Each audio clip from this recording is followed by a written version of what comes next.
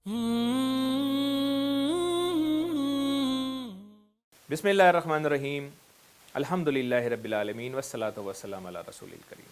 प्यारे बच्चों, अज़ीज़ तालिब इल्मों और नौजवान साथियों, अस्सलामु अलैकुम व रहमतुल्लाहि व बरकातुहू। अशरा मुबशरा वो 10 सहाबा जिनको नबी करीम सल्लल्लाहु अलैहि वसल्लम ने उनकी ज़िंदगियों में ही जन्नत की बशारत दे दी थी। और आज जिस जलीलुल कदर सहाबी का हम जिक्र कर रहे हैं, अफ़ज़लुल बशर बादल अंबिया, यानी कि वो सहाबी जिनके बारे में कहा जाता है कि वो इंसान अंबिया के बाद जो सबसे अफजल तरीन है, सैयदना हज़रत अबू बकर सिद्दीक़ रज़ी अल्लाह तआला अन्हु, यार गार अबू बकर सिद्दीक़ रज़ी अल्लाह तआला अन्हु, पहले खलीफतुर रसूल सैयदना अबू बकर सिद्दीक़ रज़ी अल्लाह तआला अन्हु। हज़रत अबू बकर सिद्दीक़ रज़ी अल्लाह तआला अन्हु का ताल्लुक़ कुरैश के कबीले बनु तमीम से था। हज़रत नबी करीम सल्लल्लाहु अलैहि वसल्लम से उम्र में तकरीबन 2-2.5 साल छोटे थे। मक्के में वो पैदा हुए। उनके वालिद एक तिजारत पेशा थे, पूरा घराना भी ख़ानदान तिजारत पेशा था। तो आप रज़ी अल्लाह तआला अन्हु ने भी इस पेशे को इख्तियार किया। शुरू से ही एक अच्छी और पाकीज़ा तबीयत के मालिक थे, अच्छे अखलाक के आमिल थे। शराब नोशी, बुत परस्ती, ज़िनाकारी और दूसरी जो अखलाकी बुराइयाँ जो उस ज़माने में मक्के में आम थीं, उससे आप बचे हुए थे। अबू बकर सिद्दीक़ रज़ी अल्लाह तआला अन्हु एक खुशहाल तिजारत पेशा आदमी थे। नबी करीम सल्लल्लाहु अलैहि वसल्लम ख़ुद भी ताजिर थे, इसलिए इन दोनों की दोस्ती भी हो गई। नबी करीम सल्लल्लाहु अलैहि वसल्लम की अपनी आदात, उसका हम क्या बयान करें। आप आदात और अतवार के बुलंद मर्तबे पर थे। इन्नका लअला खुलुक़िन अज़ीम। इस बिना पर ये पाक शहीद रूहें जब आपस में मिली तो उनकी दोस्ती होगी। अबू बकर सिद्दीक़ रज़ी अल्लाह तआला अन्हु मक्के के उन लोगों में से थे कि जिनको लिखना पढ़ना आता था। नबी करीम सल्लल्लाहु अलैहि वसल्लम ने कि जब बैसत का आगाज़ किया और अपनी दावत जब उन्होंने लोगों तक पहुंचाई, तो वो पहले आदमी जो इस्लाम लेकर आए वो हज़रत अबू बकर सिद्दीक़ रज़ी अल्लाह तआला अन्हु थे।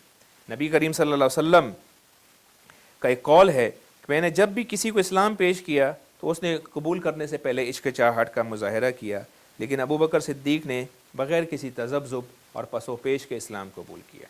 ये उनकी खूबी थी। इसके बाद उन्होंने अपनी ज़िंदगी को तबलीग इस्लाम के लिए वक्फ़ कर दिया। उनके जो करीबी लोग थे, जो उनके दोस्त अहबाब थे, उनको उन्होंने इस्लाम की दावत दी। और आप देखें कि कौन लोग इस्लाम लेकर आए इनकी दावत पे, बड़े बड़े लोग जिनका हमने ज़िक्र भी किया अशरा मुबशरा में से भी, जिनका तस्करा किया। हज़रत उस्मान बिन अफ़्फ़ान रज़ी अल्लाह तआला अन्हु, अब्दुर्रहमान बिन औफ़, तलहा बिन उबैदुल्लाह, ज़ुबैर बिन अल-अवाम, सहद बिन अबी वक्कास, अबू उबैदा बिन जर्रा रज़ी अल्लाह तआला अन्हु, ये वो रिज़वानुल्लाह तआला अजमईन, ये वो हैं जो नुमायाँ हैं। इसके अलावा कई मजबूर और अपने आकाओं के जुल्म व सितम से सताए गए मुसलमान ग़ुलामों को ख़रीद कर आज़ाद किया। उन्होंने कई ग़ुलामों को उन्होंने आज़ाद किया, जिसमें एक बड़ा नामा में मिलता है हज़रत बिलाल हबशी रज़ी अल्लाह तआला अन्हु, कि जब उनका मालिक उनको तपती रेत पर जुल्म व सितम का शिकार बना रहा था, उनके ऊपर मज़ालिम ढा रहा था, तो उस मौके पर हज़रत अबू बकर सिद्दीक़ रज़ी अल्लाह तआला अन्हु ने उनको ख़रीदा और ख़रीद कर आज़ाद कर दिया। हज़रत अबू बकर सिद्दीक़ रज़ी अल्लाह तआला अन्हु नबी करीम सल्लल्लाहु अलैहि वसल्लम के हमेशा साथ रहते थे।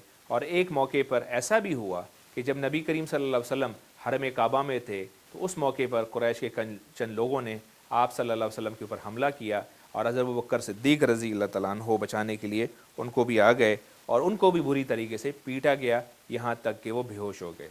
लेकिन होश में आने के बाद तो सबसे पहला उनका सवाल था कि मोहम्मद सल्लल्लाहु अलैहि वसल्लम कैसे थे। नबी करीम सल्लल्लाहु अलैहि वसल्लम जब मेराज पर गए और मेराज से वापस आकर जब कुरैश को उन्होंने बताया कि मैंने एक ही रात में आसमानों और ज़मीन की सैर की है, एक ही रात में मैंने जन्नत और जहन्नुम का मुशाहिदा किया है, अल्लाह ताला से गुफ्तगू की है और वापस आ गया हूँ, तो लोगों ने नबी करीम सल्लल्लाहु अलैहि वसल्लम का मजाक उड़ाना शुरू कर दिया। अबू बकर सिद्दीक़ के पास कुछ लोग गए और उन्होंने कहा कि देखो तुम्हारे दोस्त मोहम्मद तुम्हारा साथी क्या बातें करता है। अबू बकर सिद्दीक़ ने कहा कि वाकई उन्होंने ये बातें की हैं? तो लोगों ने कहा बिल्कुल उन्होंने ये बातें की हैं। अबू बकर सिद्दीक़ ने कहा कि अगर मोहम्मद सल्लल्लाहु अलैहि वसल्लम ने ये बातें की हैं तो उन्होंने सच ही कहा होगा, क्योंकि जब उनके पास दिन रात में आसमानों से आनन फानन वही आ जाती है तो इनके रातों रात आसमान पर जाने और वापस आने में तहज्जुब की क्या बात है। इस मौके पर नबी करीम सल्लल्लाहु अलैहि वसल्लम ने उनको सिद्दीक़ का लक़ब दिया, यानी कि सच बोलना और सच की तस्दीक करना। इसीलिए अब देखें, हम जब भी हज़रत अबू बकर का नाम लेते हैं उसके साथ अबू बकर सिद्दीक़ का नाम लेते हैं। उनको ये शहादत भी हासिल हुई کہ نبی کریم صلی اللہ علیہ وسلم نے جب ہجرت کا فیصلہ کیا تو حضرت ابوبکر صدیق رضی اللہ تعالیٰ عنہ ان کے ساتھ تھے۔ غار ثور میں جب نبی کریم صلی اللہ علیہ وسلم نے پناہ لی تو آپ صلی اللہ علیہ وسلم کے ساتھ ابوبکر صدیق تھے، اسی لیے ان کو یار غار بھی کہا جاتا ہے، یعنی کہ غار کا ساتھی۔ آپ صلی اللہ علیہ وسلم کے ساتھ مدینہ میں داخل ہوئے اور راستے میں جس موقع پہ بھی کوئی مسئلہ پیش آیا تو آپ صلی اللہ علیہ وسلم نے فرمایا لا تحزن ان اللہ معنا۔ یہ تھے ابوبکر صدیق رضی اللہ تعالیٰ عنہ۔ ابوبکر صدیق رضی اللہ تعالیٰ عنہ نبی کریم صلی اللہ علیہ وسلم کے ہر وقت ساتھ رہتے تھے، ان سے بہت زیادہ محبت بھی تھی۔ غزوہ تبوک ایک ایسا موقع تھا جس میں نبی کریم صلی اللہ علیہ وسلم نے کہا کہ ہمیں ایک بڑی جنگ پیش آ رہی ہے تو تمام لوگ اپنا مال اسباب دیں، تو مختلف لوگوں نے مختلف دیے۔ عمر فاروق رضی اللہ تعالیٰ عنہ نے اپنے گھر کا آدھا مال دیا، عثمان غنی رضی اللہ تعالیٰ عنہ نے کئی ہزار دینار دیے، کچھ لوگوں نے ساری رات مزدوریاں کیں اور جس قدر ان کو مزدوری میں کھجوریں یا کوئی اور مال ملا وہ پیش کیا۔ ابوبکر صدیق رضی اللہ تعالیٰ عنہ نے اپنے گھر کا سارا مال پیش کر دیا۔ نبی کریم صلی اللہ علیہ وسلم نے ان سے پوچھا ابوبکر گھر کے لیے بھی کچھ چھوڑا ہے؟ تو انہوں نے کہا گھر والوں کے لیے اللہ اور اس کا رسول کا نام ہی کافی ہے۔ یہ حضرت ابوبکر صدیق تھے۔ اسی کو علامہ اقبال نے ایک پورے نظم میں بیان کیا ہے، لیکن صرف اس کا ایک شعر کہ پروانے کو چراغ ہے بلبل کو پھول بس، صدیق کے لیے ہے خدا کا رسول بس۔ حضرت ابوبکر صدیق رضی اللہ تعالیٰ عنہ تمام غزوات میں شریک ہوئے۔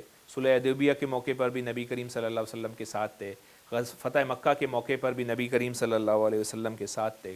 اور پھر ابوبکر صدیق رضی اللہ تعالیٰ عنہ وہ صحابی ہیں جن کو نبی کریم صلی اللہ علیہ وسلم نے پہلا امیر الحج بنا کر بھیجا اور انہوں نے مسلمانوں کو حج کروایا ہے۔ نبی کریم صلی اللہ علیہ وسلم کی وصال کے بعد ابوبکر صدیق رضی اللہ تعالیٰ عنہ کو مسلمانوں نے اپنا خلیفہ منتخب کیا۔ حضرت عمر فاروق رضی اللہ تعالیٰ عنہ نے ان کے ہاتھ پر بیعت کی اور پھر اس کے بعد تمام مسلمانوں نے عام بیعت کی اور پھر انہوں نے کہا، خطبہ دیا کہ میں انشاءاللہ تعالیٰ مسلمانوں کے معاملات کا ذمہ دار بنایا گیا ہوں، تو جب تک میں مسلمانوں کا ذمہ دار بنوں گا تم لوگ میرا ساتھ دو گے۔ اور پھر ابوبکر صدیق کا گو کہ دور بہت تھوڑے عرصے کا تھا، تقریباً 2 سال خلافت کا دور تھا، لیکن اس دور میں بھی آپ رضی اللہ تعالیٰ عنہ نے وہ کارنامے سر انجام دیے جس سے اسلام کو طاقت اور مضبوطی عطا ہوئی۔ آپ رضی اللہ تعالیٰ عنہ کے دور میں ایک فتنہ اٹھا جس کو جھوٹے مدعیان نبوت کہا جاتا ہے۔ مسیلمہ کذاب نے جھوٹے نبی ہونے کا دعویٰ کیا، آپ رضی اللہ تعالیٰ عنہ نے اس کے خلاف جہاد کیا اور مسیلمہ کذاب باقاعدہ مارا گیا۔ جنگ یمامہ جب ہوئی تو آپ کا ایک بہت بڑا کارنامہ اس موقع پر ہمیں نظر آتا ہے۔ جنگ یمامہ میں یہ ہوتا ہے، یہ روایات میں آتا ہے کہ 70 اور کچھ روایات میں آتا ہے کہ 700 کے قریب وہ صحابہ شہید ہوئے جو حافظ قرآن تھے۔ حضرت عمر فاروق رضی اللہ تعالیٰ عنہ حضرت ابوبکر صدیق کے پاس آئے اور ان کو کہا اے خلیفۃ الرسول، قرآن کو محفوظ کر لیجئے، قرآن کو لکھ لیجئے۔ اور آپ کو یہ بات بتاتا چلوں کہ جب نبی کریم صلی اللہ علیہ وسلم کا وصال ہوا، قرآن گو کہ مکمل طور پر نازل ہو چکا تھا، لیکن ایک کتاب کی صورت میں، جس طرح ہم کہتے ہیں نا کتاب کی صورت میں کمپائل، اس طرح نہیں ہوا تھا، تدوین اس کی نہیں ہوئی تھی۔ ابوبکر صدیق رضی اللہ تعالیٰ عنہ نے کہا کہ میں وہ کام کیسے کر سکتا ہوں جو نبی کریم صلی اللہ علیہ وسلم نے نہیں کیا، لیکن ابوبکر صدیق رضی اللہ تعالیٰ عنہ نے، حضرت عمر فاروق رضی اللہ تعالیٰ عنہ نے ان کو قائل کیا اور پھر ان کا وہ کہتے ہیں کہ حضرت عمر فاروق نے اس قدر مجھے قائل کیا کہ میرا سینہ کھل گیا۔ پھر انہوں نے ایک کمیٹی بنائی حضرت زید بن ثابت رضی اللہ تعالیٰ عنہ کی سربراہی میں، اور پھر انہوں نے قرآن مجید کو سورہ فاتحہ سے والناس تک لکھوایا اور پھر اس کو کہا کہ یہ آج سے قرآن مجید وہ ہے جو نبی کریم صلی اللہ علیہ وسلم کے دور میں نازل ہوا تھا، اور اسی طریقے سے آپ صلی اللہ علیہ وسلم نے لکھنے کا ہمیں حکم دیا تھا۔ اسی لیے حضرت ابوبکر صدیق رضی اللہ تعالیٰ عنہ کو جامع القرآن بھی کہا جاتا ہے کہ جنہوں نے قرآن کی تدوین کی تھی۔ اسی طریقے سے حضرت ابوبکر صدیق رضی اللہ تعالیٰ عنہ کا یہ کارنامہ ہے کہ کچھ لوگوں نے کہا کہ ہم زکوٰۃ نہیں دیں گے، انہوں مانعین زکوٰۃ کہا جاتا ہے۔ ابوبکر صدیق نے کہا کہ بخدا میں ان لوگوں سے اس وقت تک جہاد کروں گا جب تک یہ جو نبی کریم صلی اللہ علیہ وسلم کے دور میں ایک اونٹ یا اونٹنی کی رسی کے برابر کی زکوٰۃ دیتے تھے، جب تک میں ان سے وہ زکوٰۃ بھی نہ لے لوں، ان سے میرا جہاد جاری رہے گا۔ اسی لیے حضرت ابوبکر صدیق رضی اللہ تعالیٰ عنہ نے ان کے خلاف بھی جہاد کیا۔ تقریباً 63 سال کی عمر میں برس میں آپ کی وفات ہوئی۔ آپ رضی اللہ تعالیٰ عنہ کو نبی کریم صلی اللہ علیہ وسلم کے پہلو میں دفن کیا گیا، اور عمر بھر کے ساتھی انتقال کے بعد بھی نبی کریم صلی اللہ علیہ وسلم کی رفاقت سے محروم نہ ہوئے۔ آج تک ہم خطبہ جمعہ میں پڑھتے ہیں کہ افضل البشر بعد الانبیاء انبیاء کے بعد سب سے افضل انسان اگر زمین پر کوئی ہے تو ہمارے ابو بکر صدیق رضی اللہ تعالیٰ عنہ ہیں۔ نبی کریم صلی اللہ علیہ وسلم کے اس ارشاد پر ہم اپنی گفتگو ختم کرتے ہیں۔ آپ صلی اللہ علیہ وسلم نے فرمایا کہ میں نے سب کے احسانوں کا بدلہ چکا دیا لیکن ابو بکر کے احسانات مجھ پر باقی ہیں رضی اللہ تعالیٰ عنہ۔ یہ ابو بکر صدیق رضی اللہ تعالیٰ عنہ تھے۔ ان کے مناقب، ان کے فضائل، ان کے اوصاف بیان کرنے کے لیے کئی گھنٹے میں درکار ہیں، لیکن آج کے لیے اتنا ہی۔ اللہ تعالیٰ سے دعا ہے کہ نبی کریم صلی اللہ علیہ وسلم کی بتائے ہوئے طریقوں کے مطابق ہمیں اپنی زندگیاں گزارنے کی توفیق عطا فرمائیں۔ ابو بکر صدیق رضی اللہ تعالیٰ عنہ کے جو اوصاف کریمات ہے ان پر ہمیں چلنے کی توفیق عطا فرمائیں۔ آمین والحمد للہ رب العالمین۔